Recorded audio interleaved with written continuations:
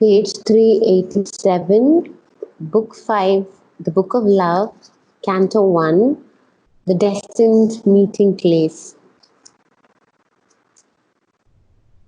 But now the destined spot and hour were close. Unknowing, she had neared her nameless goal. But For here, you want to be a little bit stronger on the word unknowing. Unknowing, okay. Knowing she had neared her nameless goal. Because she's not aware yet. Yeah.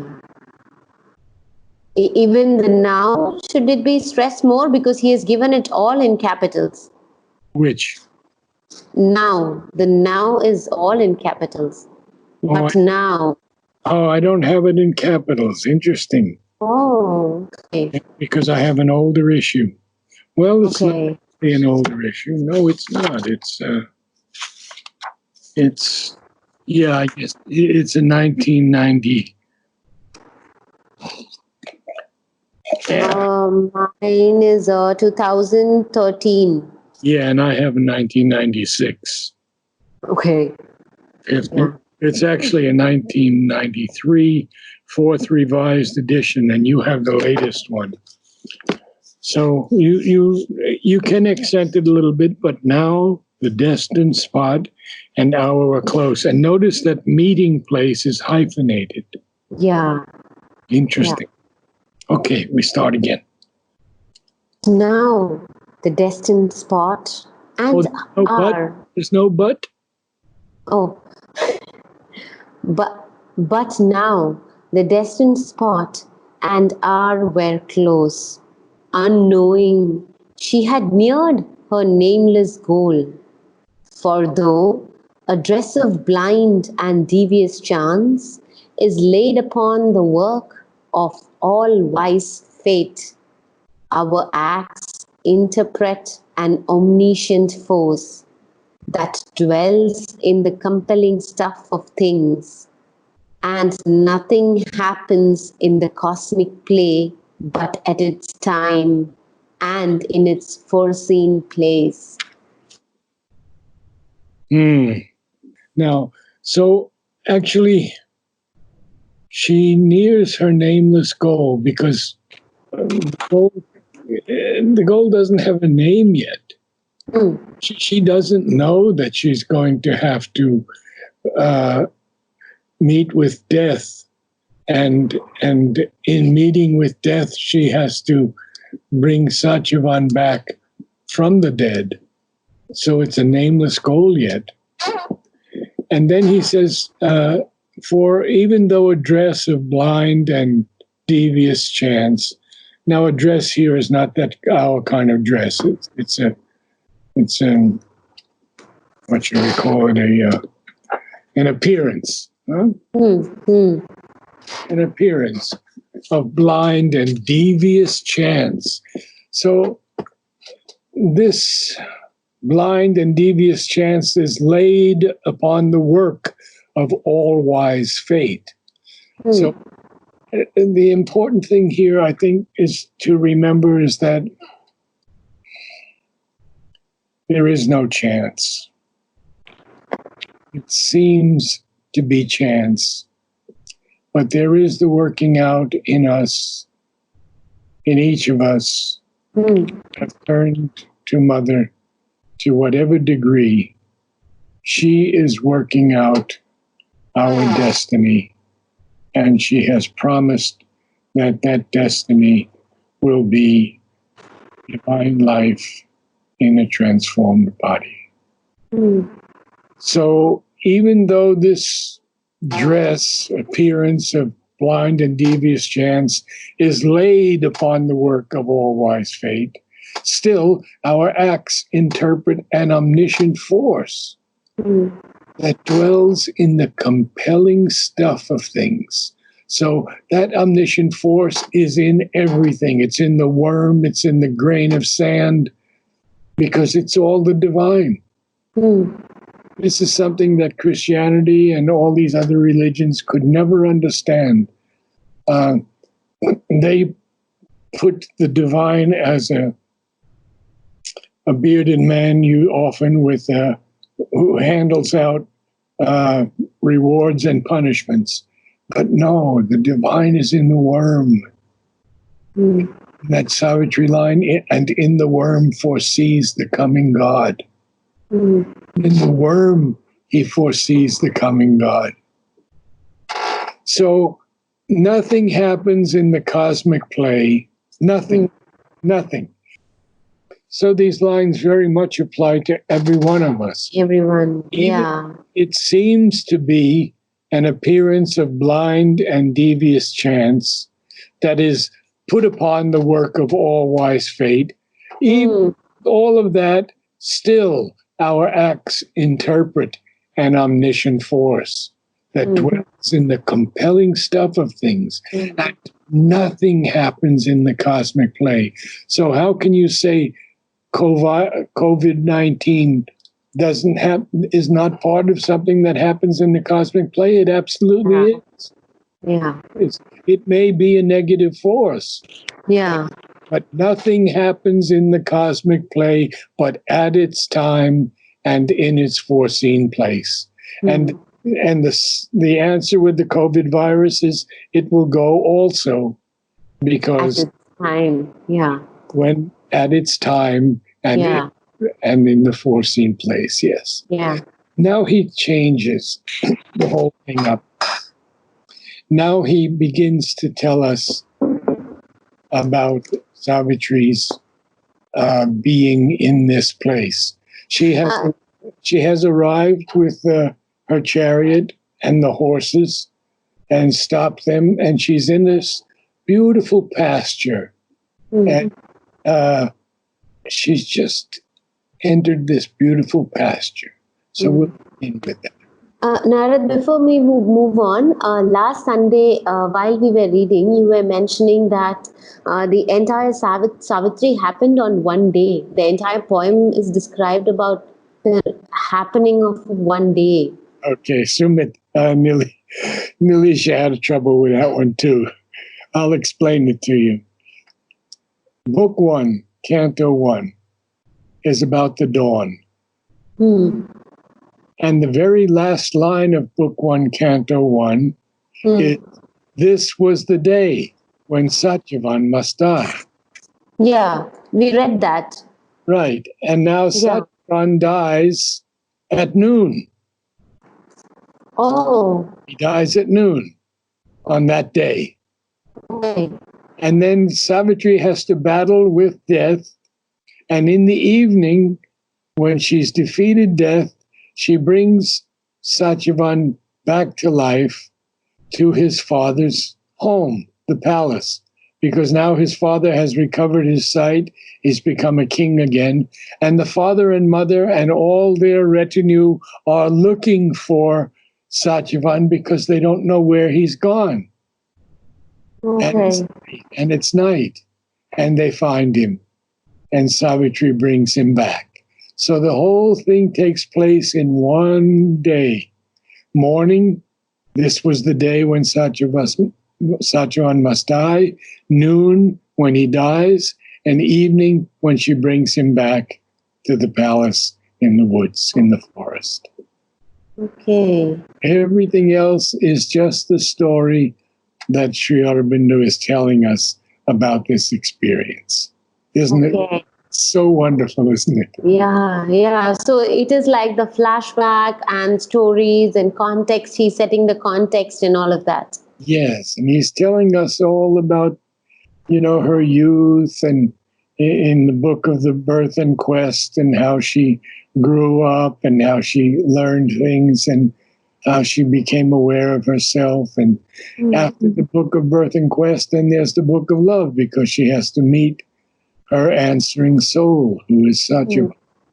And then after that, then we have these very difficult sections where we have book 6, the book of fate, when Narad comes to the palace and he tells them, he sings to them about the heaven and earth, and he changes his tune when he gets to earth. because he has to change it to from joy, from unending joy to sorrow also because of the. And then he tells that such one will die. 1 year from this date, he will die. Well, this is the date. This is the 1 year. This day he dies. The year is up because this was the day when Satyavan must die. Book 1, Canto 1. Dying at noon, returning at night. Okay? Good. Okay. So we'll carry So on. we come back, yeah. And now it changes. The whole thing changes. To a space she came of soft and delicate air that seemed a sanctuary of youth and joy, a highland world of free and green delight, where spring and summer lay together and strove in indolent and amicable debate, enarmed, disputing with laughter who should rule. You see, it's a bit easier, isn't it, to read this passage? Yeah. And Yeah. you came through very nicely. So she comes to this space of soft and delicate air that seems to be a sanctuary of youth and of joy. It's a highland world of free and green delight. Green delight is the trees and the flowers and the leaves. And we're spring and summer. So now we know that spring and summer are here in this experience. It's not fall or winter, it's spring and summer. Play together like two lovers, we could say, and move in indolent, lazy, and amicable debate. So their friendly debate, lazy and friendly debate, inarmed with their arms around each other, disputing with laughter who should rule. So who's going to rule, spring or summer? And so you see, it's very light and lighthearted and beautiful. Yeah.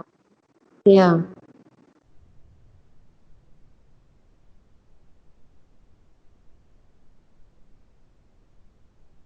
Their expectation beat wide sudden wings, as if a soul had looked out from earth's face, and all that was in her felt a coming change, and forgetting obvious joys and common dreams, obedient to time's call, to the spirit's fate, was lifted to a beauty calm and pure that lived under the eyes of eternity. Oh, so now we're getting deeper into this, because after this very free and delightful description of spring and summer together, now expectation beats wide sudden wings. And what is it like? It's as if the soul had looked out from earth's face, and all that was in her felt a coming change. And forgetting obvious joys and common dreams, obedient to time's call, to the spirit's fate, was lifted to a beauty calm and pure that lived under the eyes of eternity. So we see that she's feeling this expectation, beating like wide sudden wings, like a soul that had looked out from earth's face, and all that was in her felt a coming change. Wow. And she forgets obvious joys and common dreams because she's obedient to time's call, to the spirit's fate. And everything now, everything is lifted to a beauty calm and pure, a beauty that lived under the eyes of eternity.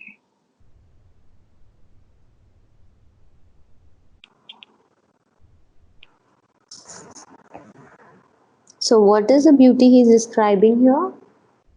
It's the Everything around her, her. Okay.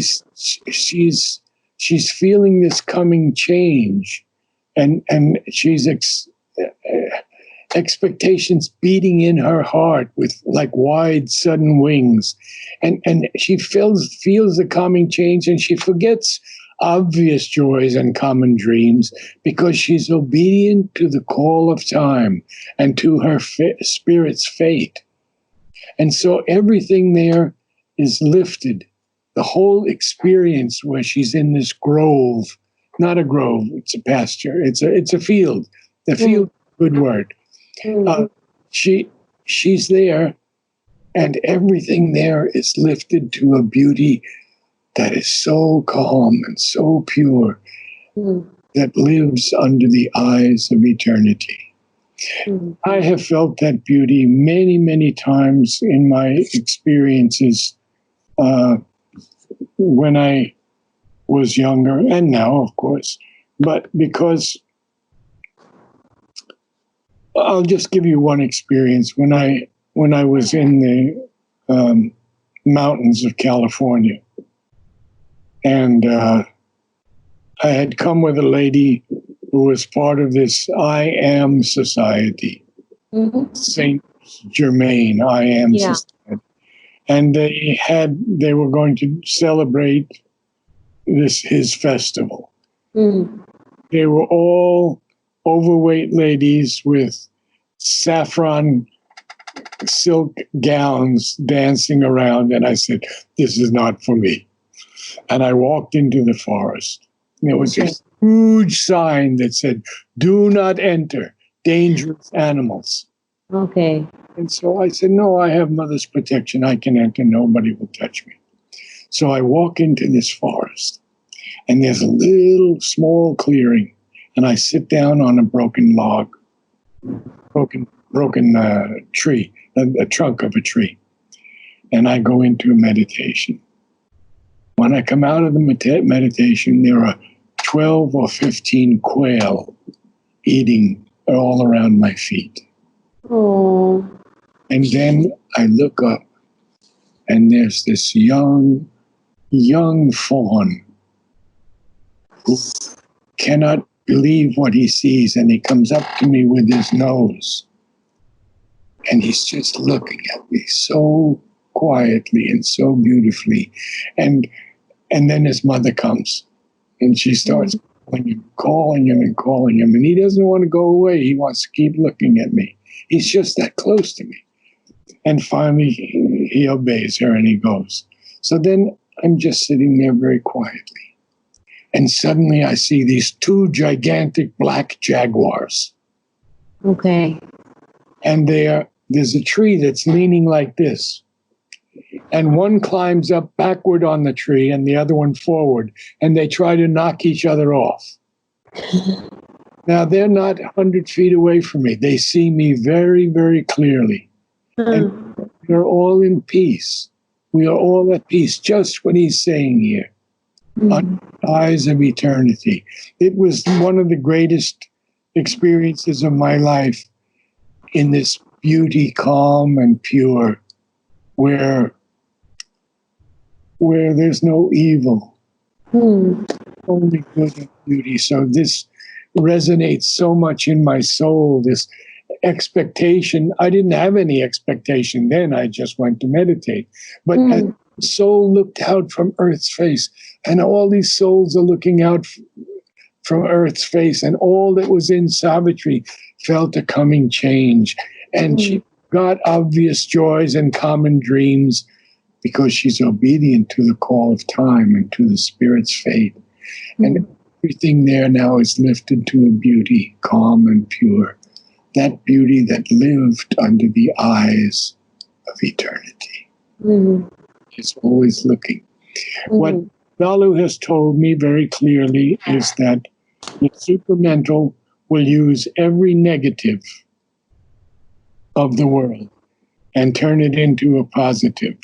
If there's plastic waste, it will transform plastic waste into something good. If there's pollution in the seas and the rivers and the land, it will clear all of that up. It has that power. It has the power to transform everything. Yeah, and it's already starting to happen, right? Like plastic they are using for constructing waste, as constructing roads. Things are starting to really change. Exactly. The trouble is that we only see the negatives usually. Yeah. We don't look towards the positives enough. Yeah. And if we did, we would see how beautiful the change is. Yes, I also think exactly the same. Even the media is like just highlighting the negatives too much, that they are only showing 10% of actually what is happening. The 90% goodness they are forgetting to show. Exactly correct. So let's continue on again, because now he's going to tell us, he's going to describe the scenery.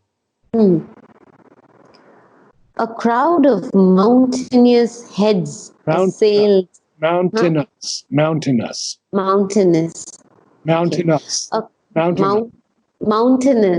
No, mountainous. Us. Mountainous. Like mountain. Crowd of mountainous heads. He's talking about the tops of the mountains. A crowd of mountainous heads assailed the sky, pushing towards rival shoulders nearer heaven. The armored leaders of how do you say iron? You say iron or iron? The armored leaders of an iron line. Iron line, okay. The armored leaders of an iron line, earth prostrate, lay beneath their feet of stone. Below them. We're going to stop there because I have to explain this a little bit to you. These 4 lines are a little complex. Now, this is a poet, right? So he's giving us a vision of this crowd. That's many. Many mountains are there. Yeah. Whose heads are assailing the sky. Assailing. When we assail something, we confront it, huh? So these mountainous heads are assailing the sky. My gosh. And what happens? They're pushing towards rival shoulders nearer heaven. So each of the mountains are pushing each other's rival shoulders nearer heaven. You can feel the movement of the mountains. Mountains, yeah. And what are they? They are the armored leaders of an iron line. Well, he means here by an iron line means like an army? No, more like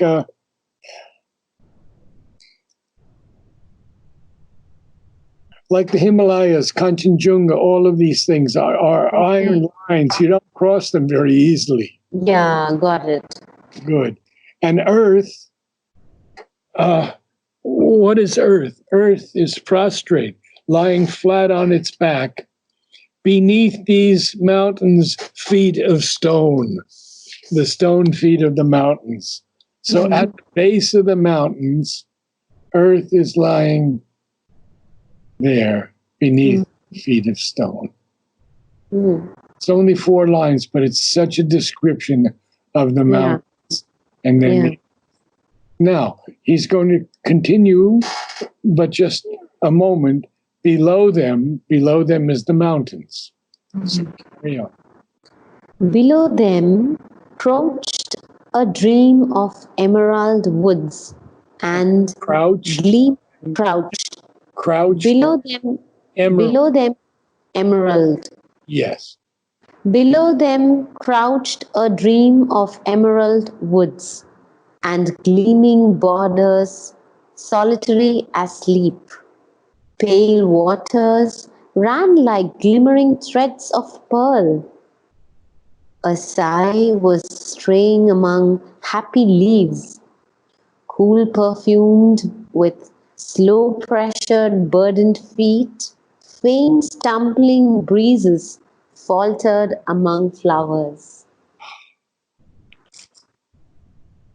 So it's very interesting. It's 6 lines, but they're Yeah. very So he's describing the beauty that lies in that so nature. below these mountains, Crouch. crouched a dream of emerald woods. So right below the mountains are the emerald woods. Emerald is a kind of green, right? Yeah. Emerald woods. And gleaming the borders of the woods Hmm. that are as solitary as sleep. And then pale waters are running like glimmering threads of pearl like waters. And then he So tells, there's stream. pardon? So there's a Yeah, stream. little streams, yes. Yeah. Yeah.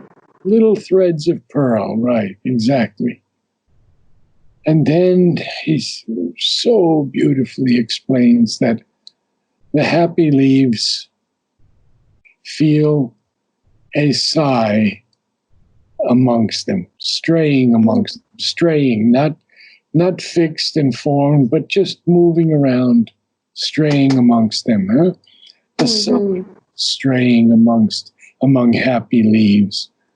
Now, cool perfumed, hyphenated, with slow, pleasure burdened, hyphenated feet. What are these things with pleasure burdened feet? They're breezes. That they're very faint breezes, and they stumble and they falter among the flowers. Flowers. So you can see when you're looking in a meadow or you can see when a small wind comes and it just moves the flowers. Yeah. Cool perfumed. This is the breezes are cool perfumed with slow, pleasure burdened feet. So he sees the breezes as animate beings with the breezes having feet, huh? Yeah. And he says that they're faint. They're very faint, very faint, and they're actually stumbling, and they actually falter among flowers. Isn't it marvelous? Yeah.